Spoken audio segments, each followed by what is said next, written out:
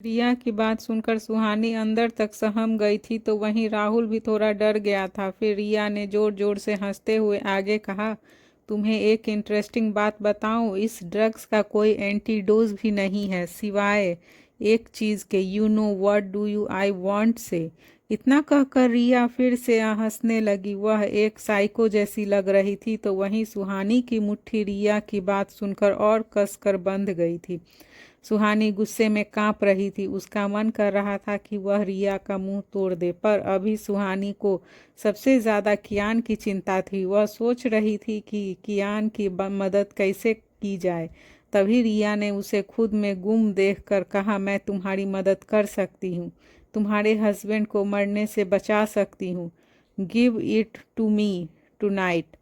रिया की बातें सुहानी के गुस्से को बढ़ा रही थी। सुहानी ने गुस्से में राहुल की गन ली और उसके ऊपर फायरिंग कर दी। तभी रिया सुहानी को देखते हुए बोली, यह तुमसे नहीं होगा, मैंने जो कहा है उस बारे में सोचो। बस एक रात की ही तो बात है, तुम एक रात के लिए कियान को मुझे सौंप दो, उसे जो चाहिए मैं उसे वह दूंगी, और तुम्हें जो चाहिए वह तुम्हें मिल जाएगा। सो व्हाट अबाउट यू से। जैसे ही रिया ने अपनी बात खत्म की, सुहानी ने उसके अगले पल ही रिया के कंधे पर शूट कर दिया। गोली लगते ही रिया जोर से चिल्लाई। सुहानी ने उसे घमंड से देखते हुए कहा, मिल गया तुम्हें तुम्हारी डर्टी बातों का जवाब।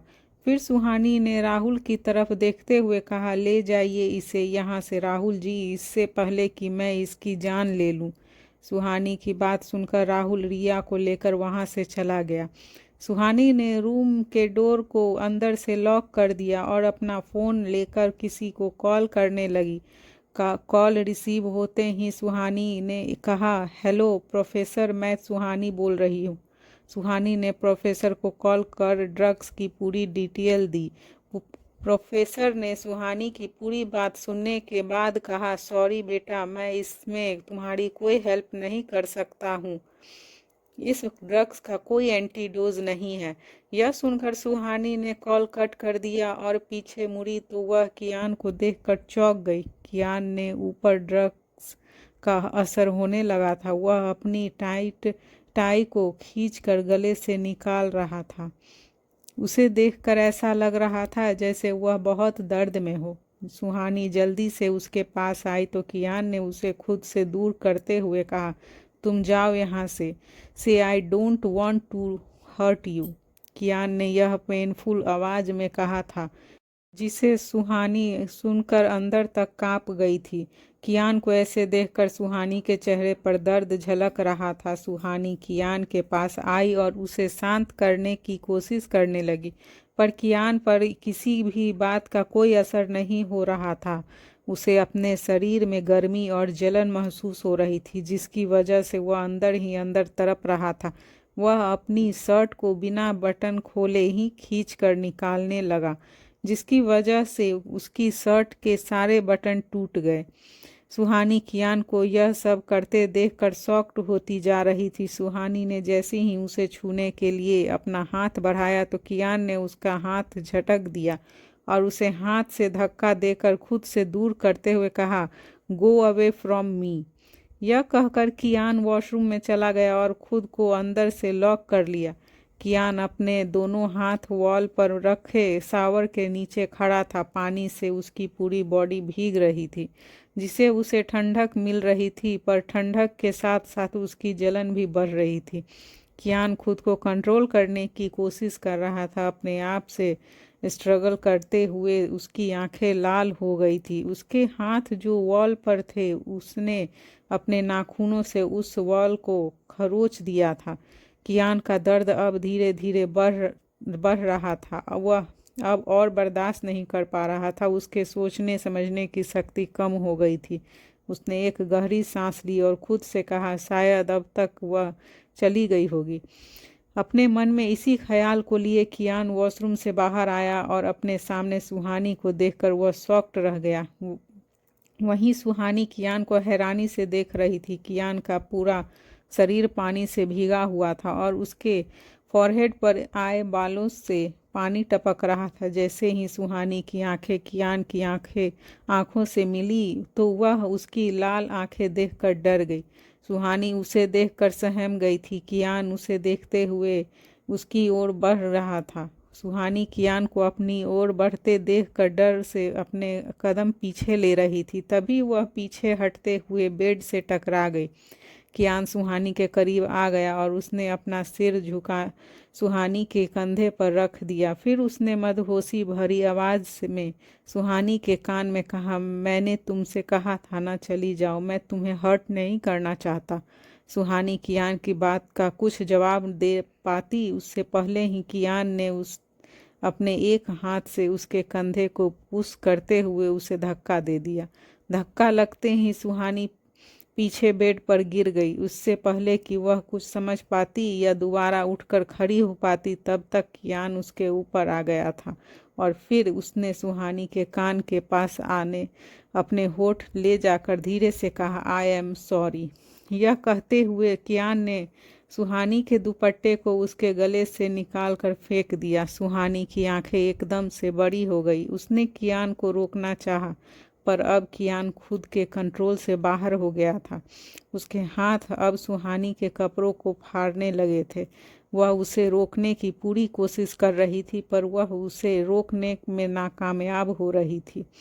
वह तो पहले ही कियान का सामना नहीं कर पाती थी और अभी तो कियान की स्ट्रेंथ ड्रग्स की वजह से पहले से कहीं ज़्यादा बढ़ गई थी। अब सुहानी के लिए कियान को रोकना नामुमकिन सा लग रहा था। सुहानी की आंखों के कोने से आंसू निकल रहे थे। वह स्ट्रगल करते करते अब थक गई थी। उसका नाजुक वजूद कियान के भारी वजूद के तले दब गया था और उसकी हिम्मत, उसकी स्ट्रेंथ सब पर अब कियान हावी था। अब सुहानी ने स्ट्रगल करना छोड़ दिया था और खुद को कियान को सौंप दिया था। अब वह कियान को उसकी मनमानी करने दे रही थी। ड्रग्स के नशे में होने की वजह से कियान को अंदाजा भी नहीं था कि वह सुहानी को कितना हर्ट कर रहा था। अगली सुबह कियान की जब आंखें खुली तो उसने दोनों हाथों से अपना सिर पकड़ लिया। उसका सिर अभी भी उसे हैवी फील हो रहा था। थोड़ा उठकर वह हेडरेस्ट से टिककर बैठ गया। उसने एक नज़र कमरे को देखा। कमरे की कंडीशन बहुत ख़राब हो चुकी थी। सभी चीज़ें इधर उधर बिखरी हुई और टूटी हुई थी। फिर उसने खुद को देखा। खुद को सिर्फ एक चादर में पाकर वह बुरी तरह शॉक्ड हो गया। तभी कियान की नज़र अपने राइट साइड बेहोश पड़ी सुहानी पर गई। सुहानी के कंधे खुले हुए थे। उसे बिना कपड़ों के एक चादर में देखकर कियान को एक बार फिर झटका लगा था। सुहानी के शरीर पर बने निशान कल रात जो उसके बीच हुआ उसे बयां कर रहे थे।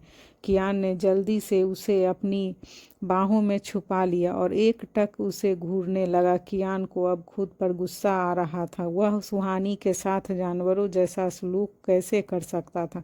वह अभी इस सब के बारे में सोच ही रहा था कि तभी उसे कल रात की बातें याद आने लगी। उसे एक हाथ से अपने सिर को पकड़ लिया। उसके चेहरे के एक्सप्रेशंस कोल्ड हो गए थे और तभी उसने धीरे से खुद से कहा, I will leave the person who are responsible for their. Kiyan ने सुहानी को अपने कपड़े पहनाए और राहुल को जल्दी से कॉल करके कहा, एक फीमेल डॉक्टर को लेकर जल्दी आओ, हरी अप। कियान ने गुस्से में फ़ोन को काउच पर फेंक दिया और सुहानी को एक नज़र देखकर वॉशरूम में चला गया। शावर लेकर जब वह रूम में आया तब तक रूम सर्विस वाले आकर उसके रूम को क्लीन कर गए थे। कियान के कहने पर उसके रूम को क्लीन करने के लिए फीमेल स्टाफ को ही भेजा गया था। कियान ने अपनी ड्रग्स वेयर की और तभी डोर पर किसी ने नॉक किया। कियान ने डोर ओपन किया तो सामने राहुल खड़ा था। उसके साथ एक फीमेल डॉक्टर भी थी। कियान डॉक्टर को लेकर अंदर आ गया और राहुल वहीं से ही वापस चला गया। डॉक्टर सुहानी को चेक करने लगी। कियान वहीं खड़ा उसे देख रहा था। डॉक्टर सुहानी की हालत देखते हुए ही समझ गई थी कि उसके साथ क्या हुआ था। वह कियान की तरफ मुड़ी और उसे देखते हुए जैसे ही कुछ बोलने को हुई तभी कियान ने कहा, सी इज़ माई वाइफ। कियान की बात सुनकर डॉक्टर ने एक बार फिर सुहानी को देखा और गहरी सांस लेकर कियान की तरफ देखते हुए कहा, देखिए सर, जो भी आपके और आपकी वाइफ के बीच हुआ वह उसने एक्सपेक्ट नहीं किया था। इसी कारण वह अभी तक शॉक में बेहोश है। कियान डॉक्टर की बात को ध्यान से सुन रहा था। उसने मन में ही खुद से कहा, कल जो हुआ वह सुहानी तो क्या कोई भी लड़की कभी यह एक्सपेक्ट नहीं कर सकती।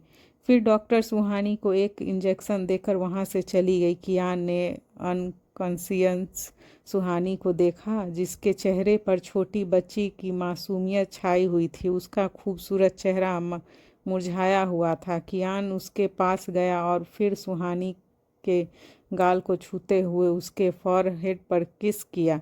फिर उसने अपना फ़ोन लेकर रूम से अटैच बालकनी में चला जाकर राहुल को कॉल किया। कॉल रिसीव होते ही कियान ने एरोगेस होते हुए कहा, कहाँ है वह।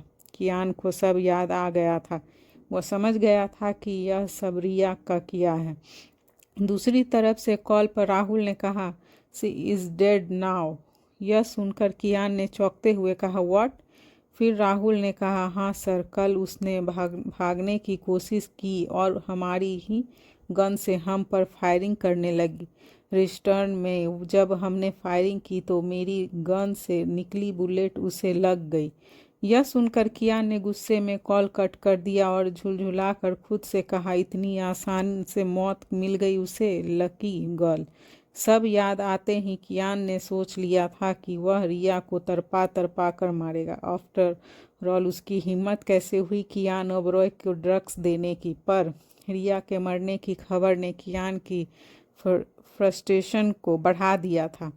वहीं दूसरी तरफ ऑस्ट्रेलिया में जैसे ही राघव को पता चला कि रिया कियान के आदमियों के हाथों मारी गई है तो वह गुस्से से पागल हो गया। उसने अपनी गन की सारी बुलेट को वहां रखी चीज़ों पर फायरिंग करके उन्हें तोड़ दिया। राघव की हालत धोबी के उस कुत्ते जैसी हो गई थी जो न घर का था न घाट का। राघव के मन में कियान के लिए बेहद नफरत और बदला था।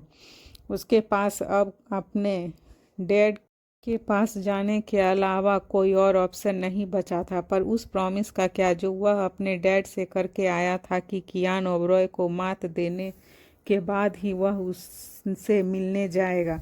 राघव यह सब सोच रहा था और तभी उसने एक गोली हवा में चला दी।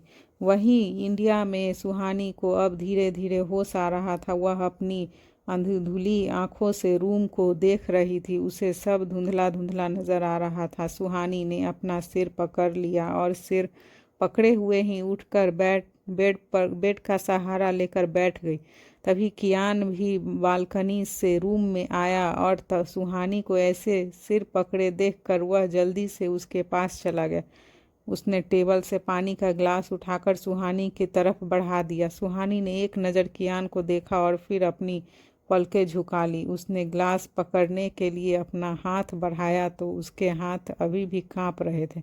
सुहानी के कांपते हुए हाथ को देखकर कियान को खुद पर ही गुस्सा आने लगा। उसने आराम से कहा, तुम रहने दो, मैं करता हूँ। यह कहकर वह उसे अपने हाथों से पानी पिलाने लगा। फिर वह टिश्यू लेकर सुहानी का चेहरा साफ करने लगा। सुहानी ने दोबारा कियान को अपनी पलकें उठाकर नहीं देखा था।